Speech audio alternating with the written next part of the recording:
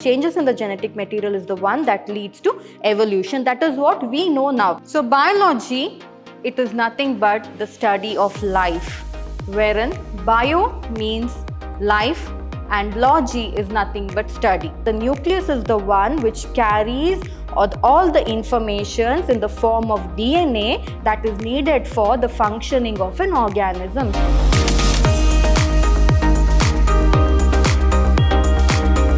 Hello everyone, welcome to today's session on Bridge Course for First PUC. I am Dr. Divya, Biology Faculty, Vidhyaashram Pre-University College, Mysore, Temple of Excellence. In today's session, we shall start with what all are there in biology. So before moving to that, we should take a look into the history. So I know that whenever you choose your career as biology as a subject in your first PUC, there is always a question mark, what next? What career or job opportunities am I going to get? So don't worry about that. The bridge course is there which will guide you. So after you score a good marks in your biology PUC, second PUC, what next you can study and what are the different fields you can enter into for your job. So in the coming sessions, we shall discuss all about that. But in today's session, we shall deal with a bit of introduction related to biology. So biology, it is nothing but the study of life, wherein bio means life and logy is nothing but study. It is derived from a Greek word. And who doesn't love biology, right? Biology is very vast with so many things to learn in it, right? From your 8th standard to your 10th standard, I think biology was one of your favorite subjects because every day you get to learn something new, which is very, very interesting. And a lot of research work is still going on in biology because every day something or the other in an organism tends to change because of evolution. So biology is therefore a very interesting subject and it is not just limited to books, but every day from the time you wake up in the morning until you go to bed, everything is biology.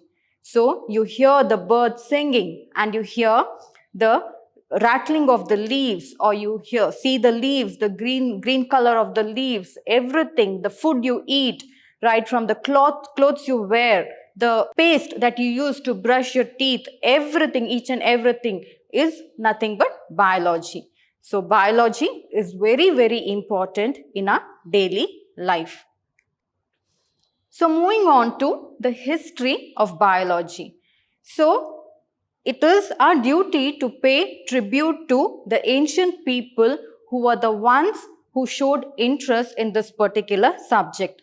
But earlier, biology, it was not called as biology, but they were studied as natural philosophy. So it was philosophical, that is, it was something based on the thinking of the people.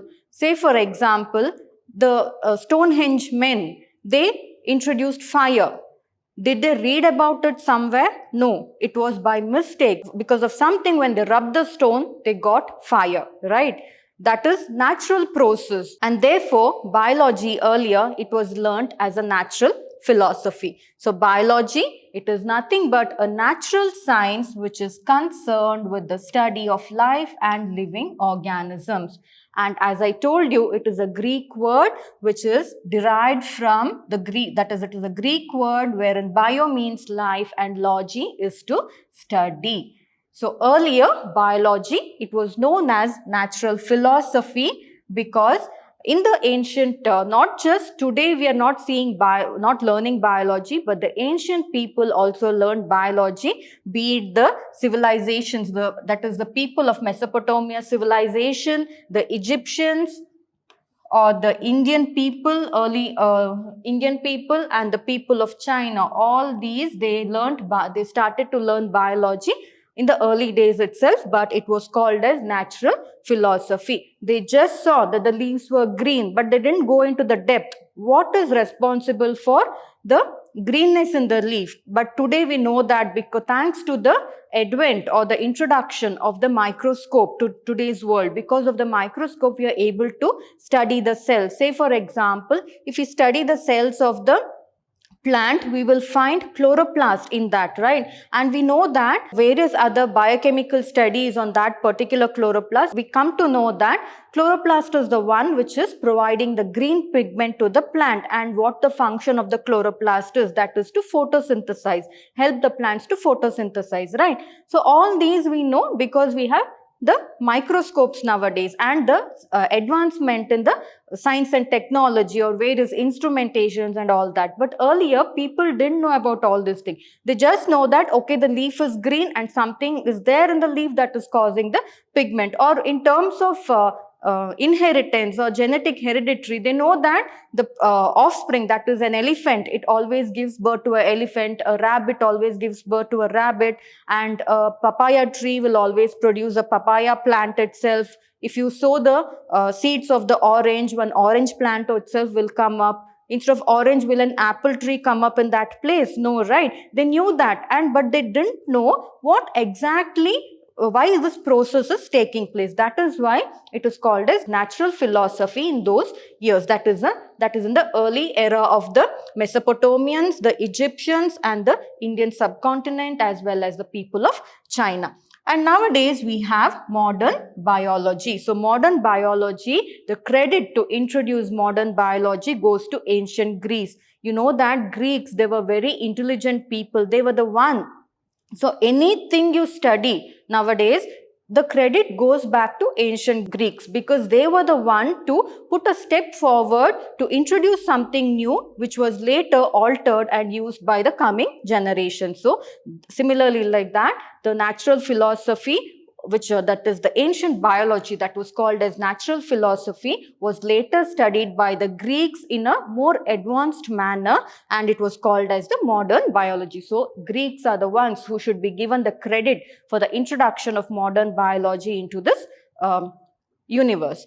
And also, apart from this, later on as the years went by, the microscope came into existence, and you know that nowadays you have high advanced microscopes wherein even a small size of a cell can be observed in different magnifications. You can zoom the image or you can zoom the material through the lens and you can see it easily. Because of that, even minute changes that are occurring in a cell or minute particles that were not being able to observe earlier could be observed nowadays. So that is why advances in microscopy or the invention of microscopy also increase the way the people think towards biology. And also earlier, biology was just meant for the plant, the animal, the external morphology, the structure of the animal. Like how you see, when you see an animal, you know, it has 4 limbs, it has a tail, it has hair on its body, like that. Even when you see a plant, you will know that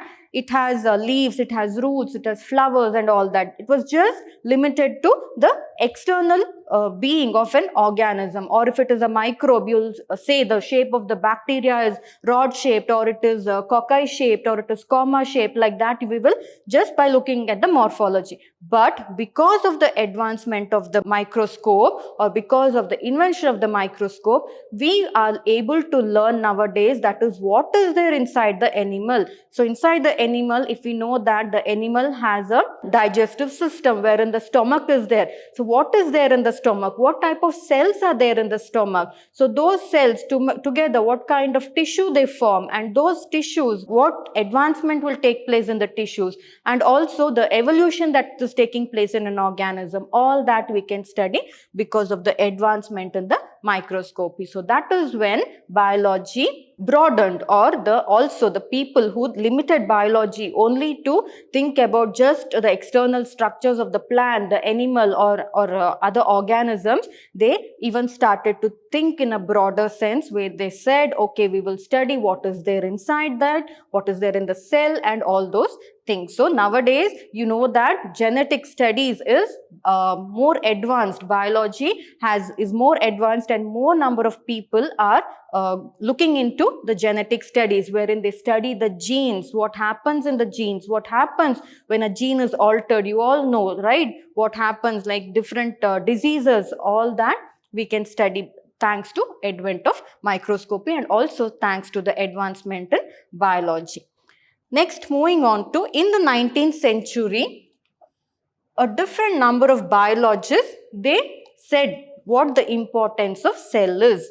So, until then, the term cell was not at all used. People were only studying the external structure of an organism. But once microscope came into existence, people started studying the structure of the cell. So, the cell, then they came to know that the cell is the basic unit of an organism. Why is the cell a basic unit of an organism? Because when they saw the structure of the cell, inside the cell, they found the nucleus. And they came to know that the nucleus is the one which carries all the informations in the form of DNA that is needed for the functioning of an organism. So that is when all these DNA studies and all came into existence. So first in the 19th century, a number of biologists, they put forward their ideas and then they made the other people also understand why cell is very, very important. So that is when they understood the importance of cell. That is when they understood that each part of an organism or each organ is made up of tissues and each tissue is made up of one single cell. So that is when they came to know about it. And we have to give credit to few scientists here, that is Cleiden and Skivan. So these two scientists in the year 1838, they were the one who promoted the cell theory. So 1838, they were the one to promote certain theories regarding the cell. Maybe that is how important the cell is and all that. And later on, Jean-Baptiste Lamarck, so he was the first to present a coherent theory of evolution. So evolution, homeostasis, cell, genetic material, all these are important terms. So if we say that what is there in biology, all these things will come into biology. Be it the cell, be it the genetic material, that is the DNA, be it the morphology or the structure of an organism, or be it the biochemistry of an organism, or be it the physiology of an organism. So all these comes inside biology, which we'll be studying in detail in the coming sessions. So he was the one to say that there are certain changes that occur in the cell of an organism, and nowadays, because of modern biology, we know that why those changes occur. It is because of the changes occur in the genetic material, that is the DNA. And the genetic material is the one that is responsible for changes in the genetic material, is the one that leads to evolution. That is what we know now. But earlier they didn't know about it, know about genetics and all that much. But they said that something is responsible for evolution, and they found out that it is because of the changes in the cell, evolution is taking place. But what is inside the cell that is bringing about the changes? That later on in the coming years, people came to know about it. And later also, one more scientist, Charles Darwin, so he was the one to spread the theory of natural selection. So this Charles Darwin, you all know, and even about Lamarck also, you know the story of giraffe, right? Where there was a giraffe. So Lamarck, he found out that giraffes earlier, like first formed giraffes, they had very short necks, right? But later on, because of the, destruction of the short plants and only tall trees were left, the giraffe did not have food. So what the giraffe did was, it started to eat the leaves that are present in the tall tree. So it had to stretch its neck, right? So when it stretched its neck for a prolonged period, what happened? Was the giraffe's neck became long, right? It became very long, and this continued next also. So next generation of giraffes also had longer necks. So that was his theory. So he was the first person, though it is not exactly correct, but still he put some idea in the mind of the people, saying that that is the giraffe, how it evolved, even just like that, the other organisms are also evolving. So that is what he actually put in people's mind. So thanks to Lamarck, he was the first person to talk about evolution. And one more is Charles Darwin. So Charles Darwin, he was the first person to spread the theory of natural selection throughout the scientific community.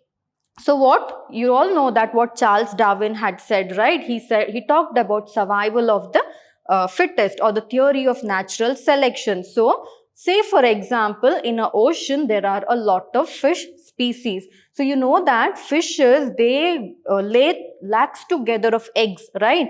So imagine if all the eggs had hatched and the small fishes developed out of it, then the ocean would have, or river or pond would have been filled with fishes, right? But what happens here is only the fittest, or the ones who are capable of surviving, will survive, and the other will die. So that is nothing but Darwin's theory of natural selection. So he said, so he gave importance to reproduction. So wherein he said, though a organism reproduces in larger numbers or give birth to larger number of offsprings, all of them will not survive. Only the ones that are fit to the environment or are capable of beating the others and then surviving will survive throughout. The rest will die. So that is what Charles Darwin said. So all these were the history. So based on these theories, that is cell theory, the theory of evolution, and the theory of natural selection, based on these only biology advancement took place. So credit should always be given to these people. So next, in the year 1953, the discovery of the double helical structure of DNA took place. So you know the Watson and Crick model. So Watson and Crick, these are the two scientists who told that DNA is a double helical structure. So if you look at a DNA, you can see that it is a double helical structure.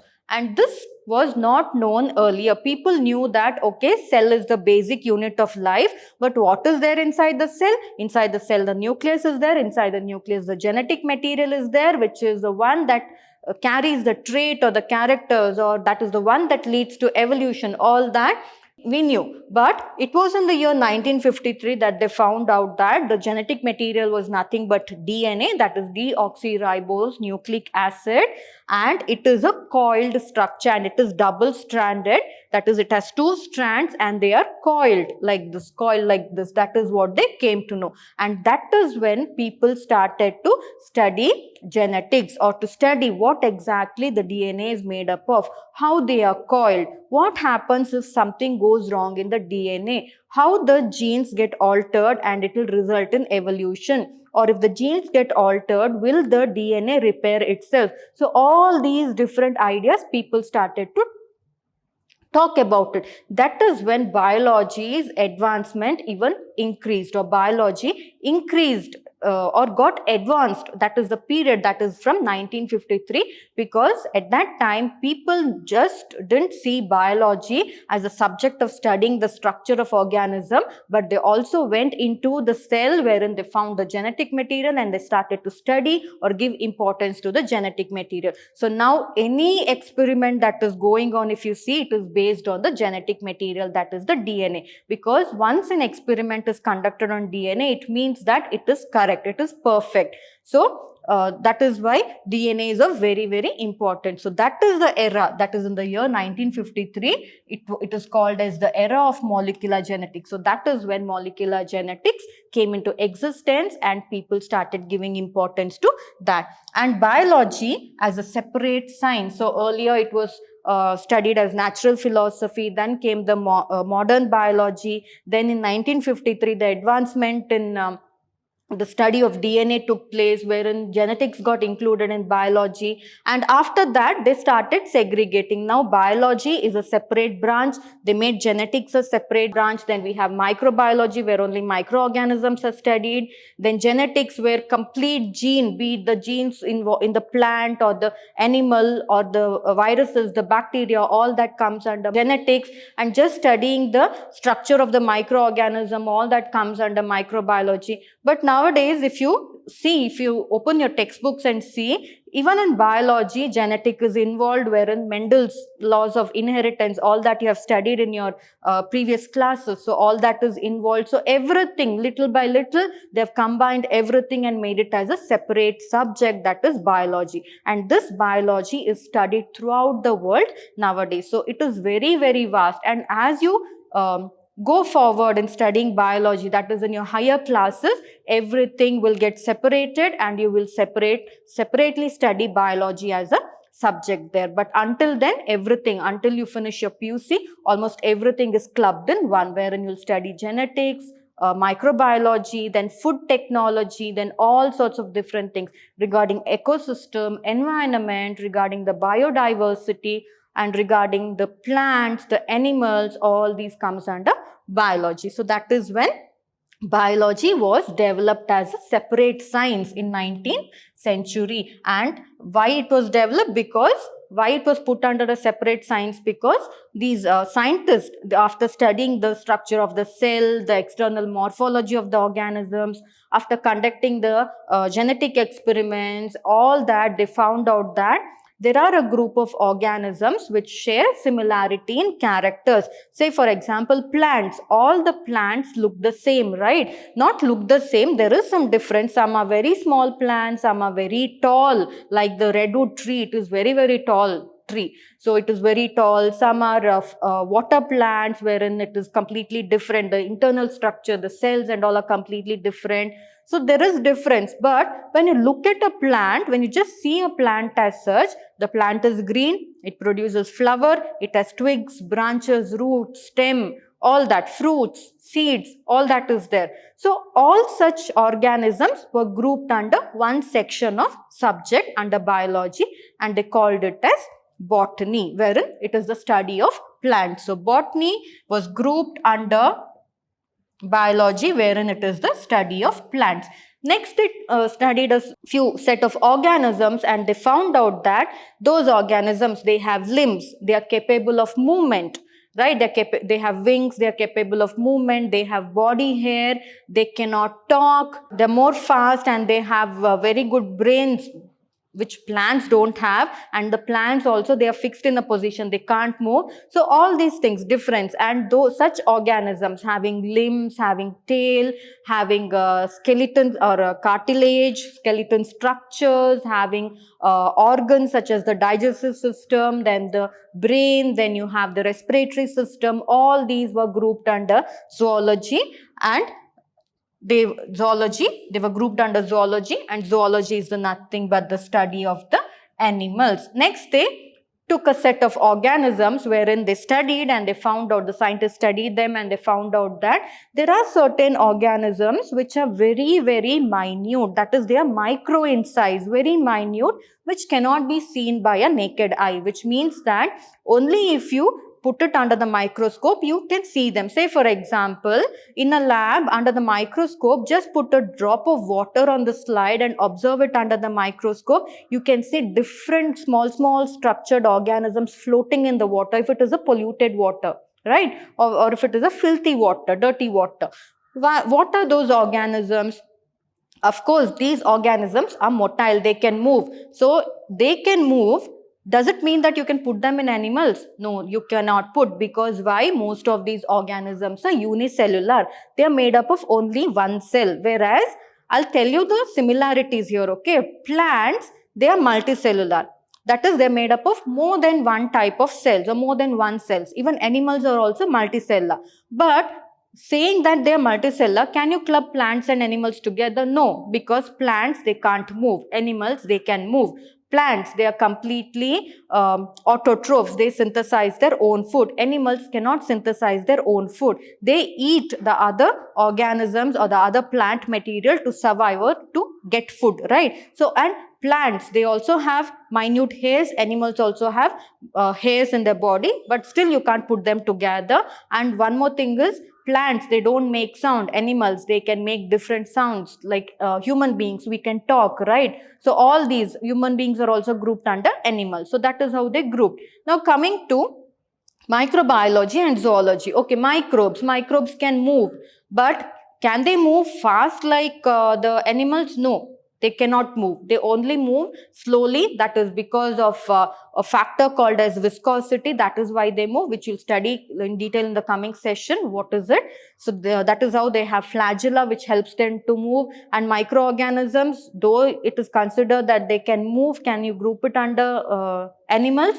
No. Why? Because Animals are multicellular, microorganisms, they are unicellular. That is why it cannot be grouped. So that is what they did. They separated the microbes and they placed it in a separate class wherein microbiology is studied. So the biology that you study today, it consists of botany, zoology and microbiology. In botany also you have genetics, wherein you'll study the genes that are there in the plants or genes responsible for the different functioning process in the plants.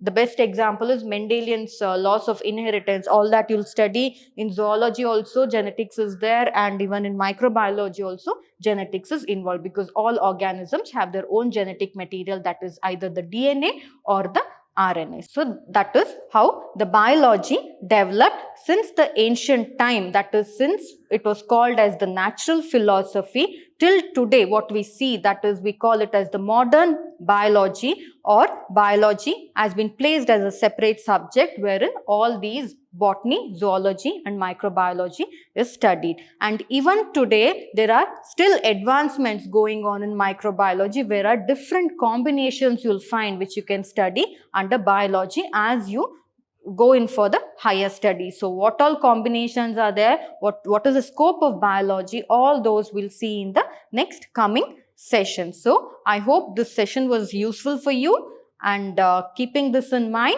it is good that if you have opted biology, because biology is a very interesting subject and you get to learn everything new. Every day is a new day wherein you learn something interesting. So that is why biology is loved by most of us, right? So I hope you have understood this. So we shall meet in the coming sessions. Thank you.